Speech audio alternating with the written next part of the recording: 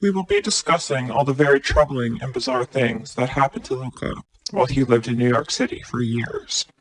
As you are all aware, Luka Magnotta was the victim of countless stalkers, crazed relatives, past lovers, friends, and clients who were all completely obsessed with him. Luka's Toronto condominium was broken into numerous times by unknown intruders, and his laptop and files stolen. He had a lot of confidential information on all of his high-powered escort clientele. The Toronto Mafia, whom Luka was deeply involved with, was threatening to make him disappear. Luka was engaged to Ron Mikhailov, and the Russian Mafia was extremely angry, so Magnotta relocated to Manhattan. We will continue the story in a moment, but first, it's important to note, none of these idiots you see in the media discussing Luka have ever dated him, nor was Luka ever friends with them. These idiotic she-males and transsexuals are repulsive, irrelevant nobodies. Magnotta doesn't even know them. Luka posed for photos with many people. That doesn't give him the right to exploit the situation for financial gain. All of these people are for sale, and the media should be ashamed for linking Luka to these nobodies. Back to our story. Luka met Raphael Tenken and Brendan Mess while he was working in Boston as an escort one weekend. Raphael and Brandon introduced Luka to Eric Weissman, who in turn introduced Magnotta to prominent members of the New York City Jewish community. Luka was immediately set up with his own condo and driver. Magnotta began making 10 times more money each night in New York City than he did in Toronto. Luka was very thankful to Raphael, Brendan, and Eric. Unfortunately, they were all murdered in 2011 and had their throats slit by an unknown. But Luka will never forget their help. Luka met celebrities, politicians, athletes, and the rich elite of the New York City. One of his first New York experiences was actually very scary. He was called down to an address downtown. When he arrived, he realized it was next to the World Trade Center ruins construction site. The man tried to pull Magnotta into an abandoned building, but Luka was too quick and punched the asshole in the face and luckily fled. John Bitteroff, a carpenter from Long Island, New York, who was later convicted of murders connecting to the Long Island serial killings, was indeed Luka Magnotta's escort client. Bitteroff used to hire Luka, and they went to bars together, and Luka was paid to introduce Bitteroff to females.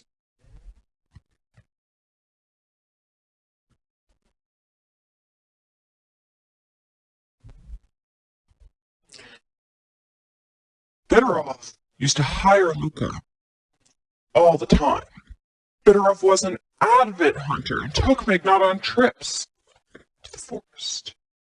John enjoyed hunting rabbits, mostly small game, all perfectly legal. But Luka did not personally enjoy this. Luka was paid only to be John Bitteroff's companion. Luka said he had no idea who was making insulting anonymous phone calls to the sister of Melissa Barthermay, a 24-year-old Bronx, New York escort who was murdered. Luka denied knowledge of the vulgar calls to her sister. Luka said he had no knowledge of any of the Long Island serial killings and would never kill any person, nor any animal. He loves pets. Luka also said that he had no idea of what happened to Maureen Brainerd Barnes, another female escort whose body was found and connected to John Bitteroff. These women were all working in very dangerous professions, and Magnotta denied all connections again. Moving on. Luka really adored living in New York City and is completely bewildered why Romeo Salta, his former New York City attorney, continues babbling about him. David D'Amato, prolific internet stalker, introduced Luka to this lawyer. Completely crazed animal activists were stalking and harassing Magnotta. These stalkers were not Animal activists, in fact, they were obsessed fanatics who were desperately trying to get Magnotta's attention, and they all failed miserably. These stalkers include morbidly obese Deanna Thompson of Las Vegas and old man John Green of Los Angeles. These elaborate stories about Luka, falsely claims he was using aliases, names online, and then without any proof, plastered his name all over their Facebook groups. Slander, defamation, and harassment. These psychos even did this in the past to others, some victims, online, even committed suicide. It was impossible to prove who was behind any of the aliases in the internet accounts, but these idiots in the press gobbled up the attention-seeker stories. Netflix even did a documentary film featuring these imbeciles. The producers should be ashamed for not doing their homework. These animal activist stalkers are completely irrelevant, and Luka has zero connection to any of them. They even tried to go on tour and give seminars to cash in more off of Magnotta's story. It's incredible how people with zero connection to Luka's case have gotten attention from the press. Mind-boggling.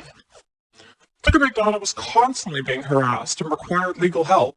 David D'Amato, prolific internet predator, hired Luka to be his personal male escort. D'Amato had connections to many New York City law firms and introduced Luka to lawyer Romeo Salta. Luka noticed D'Amato was becoming more and more obsessed and bizarre.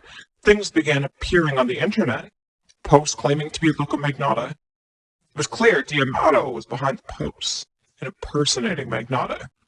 Internet idiot detectives falsely claimed Luka was behind these posts. Not true.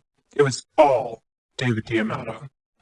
These whining, crying, incoherent, lying animal activist stalkers can lie all they want, but Magnotta never entered their Facebook groups and is completely unprovable. Impossible to prove and is slander and defamation to anyone saying otherwise. D'Amato was at parties thrown by John Bitteroff. Bitteroff was involved in the Long Island serial killings, and he also was an escort client of Luka Magnotta, as we discussed. Ask Dr. Peter Hackett, and he can verify everything. Who is Dr. Peter Hackett in relation to the Long Island serial killing case? Peter Hackett, an Oak Beach, Long Island resident, was somebody communicating with Luka Magnotta online in 2010. He has a lot of knowledge about the Long Island serial killing case. However, Luka found him to be extremely intrusive and stopped talking with him. It's currently unclear if Dr. Peter Hackett was involved in Sharon Maria Gilbert's death. Another interesting point about Luka's life in New York City. He was so busy. He would do 10 calls each night and was invited to a lot of expensive parties with all very famous people. So anyone claiming to be an expert on Luka's life or friends with him, do not believe them. Luka's friends don't ever speak about him at all. Period. A crazed man named Jonathan LaFrance Rivard, who Luka met in 2015 at an Archambault prison, was recently released and is claiming falsely to be friends still with Luka and is profiting from naive women. Do not believe Jonathan LaFrance Rivard. He has zero communication with Luka, and Magnotta will never speak with this con artist again. Luka spent a lot of time in New York City and still has amazing friends there. It's unfortunate that the media got his life so wrong and inaccurate. Almost none of Luka's real life is written about him or his career as an escort. It's all been skipped over. Luka's career as an escort was the central and most important part of his life for over 10 years. So it's unfathomable it's not documented better. New York played a vital role in Luka's life. So everyone, I hope you enjoyed this podcast and hearing more of the truth. More is to come soon. Listen to the truth. Ignore the lies. The media. They all just use it to sell their papers. Luka's life is much more than what's found on the internet. Much, much more.